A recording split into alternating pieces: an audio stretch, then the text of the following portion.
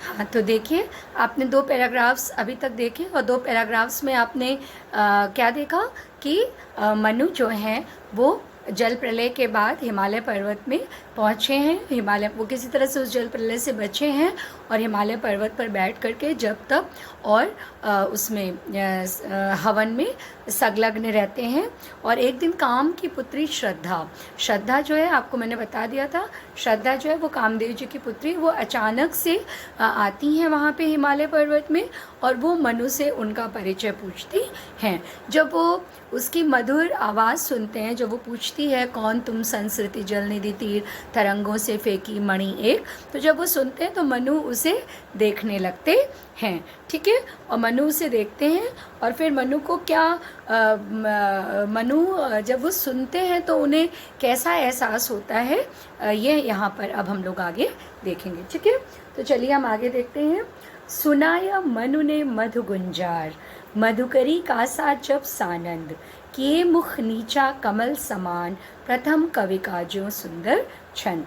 सुनाया मनु ने मधु गुंजार, मधुकरी कासा जब सानंद, किए मुख नीचा कमल समान, प्रथम कवि का जो सुंदर छंद। तो इसमें क्या मनु जो है वो क्या कहते हैं, मनु ने जब ये मधुर गुंजार सुना, मनु जब ये सुना, या मनु ने मधुर गुंजार, गुंजार मतलब क्या होता है, गूंजती हुई मधुर वाणी जब सुनी। ठीक है, इसके पहले भी आपको हम बता चुके हैं कि वो मधुकरी कासा, मधुकरी मतलब, मधुकर मतलब क्या होता है, भंवरा, मधुकर मतलब क्या होता है, भंवरा, और मधुकरी मतलब होता है भ्रमरी, भंवरा का फेमिनिन जेंडर, भंवरे का स्त्रीलिंग। तो जब मनु वो मधुर आवाज़ सुनते हैं श्रद्धा की, जब वो मधुकरी कासा जब सानंद, जब वो सुंदर सी आवाज़ सुनते हैं और जब मधुर वाणी सुनते हैं तो उनको ऐसा लगता है कि जैसे कोई एक भ्रमरी जो है, जो एक भंवरा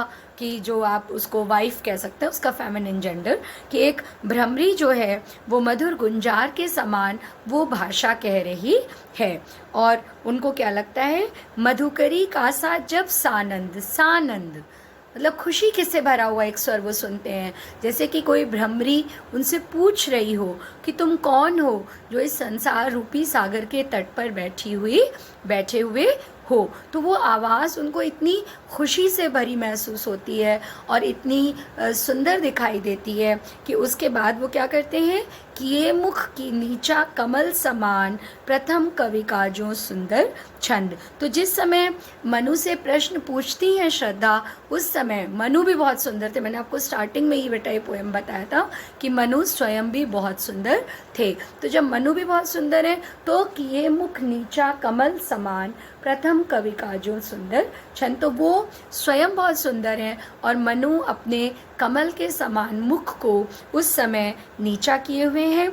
और लेकिन उनको जब वो इतनी सुंदर वाणी में माधुर्यता और उसके बाद उसमें आनंद जब प्राप्त करते हैं तो उनको कैसा लगता है, प्रथम कवि का जो सुंदर छंद, उनको ऐसा एहसास होता है कि जैसे कि प्रथम कवि ने, जैसे कि कोई प्रथम कवि किसको कहते हैं, आपको पता होगा कि प्रथम कवि किसको कहा जाता है। प्रथम कवि जो है वो वाल्मीकि को संस्कृत में हम लोग प्रथम कवि कहते हैं। तो मनु जो हैं, जो लास्ट लाइन है ना, प्रथम कवि का जो सुंदर छंद, थर्ड लाइन, इसमें थर्ड लाइन तक जो है वो फर्स्ट और थर्ड लाइन इस पैराग्राफ की, जो ये 4 लाइन मैंने अभी आपको बताई, सुनाय मधु ने मधु गुंजार, मधुकरी कासा जब सानंद, किए मुख नीचा कमल समान, प्रथम कवि का जो हो सुंदर छंद। तो इसमें जो फर्स्ट और थर्ड लाइन है, ये 2 लाइनें मनु के लिए यूज़ की गई है। ठीक है,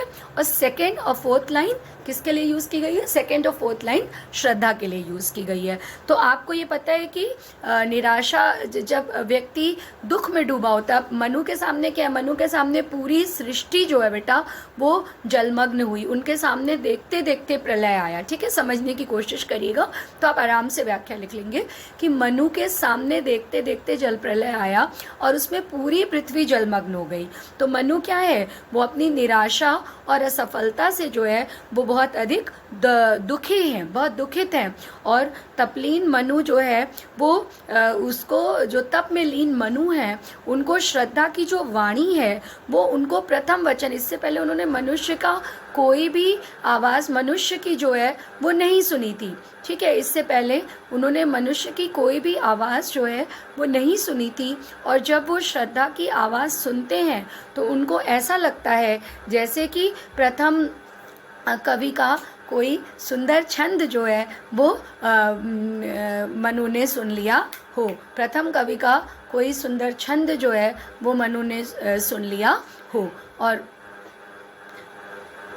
प्रथम कवि का कोई सुंदर छंद जो है वो मनु ने सुन लिया हो, ठीक है। समझ में आ रहा है? तो वो इसको ये लाइन कभी कभी आपकी व्याख्या के लिए आ जाएगी, ये लाइन कभी कभी आपकी व्याख्या के लिए आ जाएगी, इसलिए मैं इसको फिर से एक बार बता दे रही हूँ कि जब मनु जो हैं वो आत्मविस्मृति की अवस्था में, उनको कुछ याद नहीं है कि क्या हो रहा है सृष्टि में, क्या नहीं हो रहा है, तो वो अपने को भूले हुए से बहुत निराश से जो है वो वहाँ पर बैठे हुए हैं। और जब वो सुनते हैं श्रद्धा की आवाज़, जब मनु सुनते हैं तो उनको पहले तो वो एक भ्रमरी के समान लगती है, मधुर गुंजार उनको जो है वो भ्रमरी के समान लगता है और कमल के समान वो अपना मुख नीचा किए हुए। मैं फिर से इसका वो बता दे रही हूँ आपको, इसलिए क्योंकि कहीं ऐसा ना हो कि इसको, ये हो सकता है बोर्ड के लिए इम्पॉर्टेंट है, ये आपसे पूछा जा सकता है।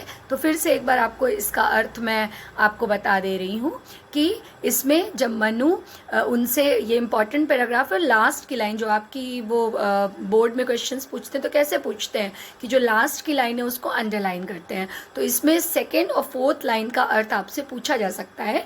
तो आप उसमें क्या लिखेंगे कि मनु जो हैं वो अपनी आत्मविस्मृति, वो भूल चुके हैं सारी चीज़ें और अपने को भी भुलाने की कोशिश कर रहे हैं, वो भूलना चाह रहे हैं, सारी चीज़ें भूले नहीं हैं, उनका मन निराशा से भरा हुआ है और वो सारी चीज़ों को भूलना चाह रहे हैं और वो आत्मविस्मृति की सी अवस्था में वहाँ पर बैठे हुए हैं कि ये मुख की नीचा कमल समान, वो अपने मुख को जो है वो कमल के समान मुख को नीचा किए हुए हैं।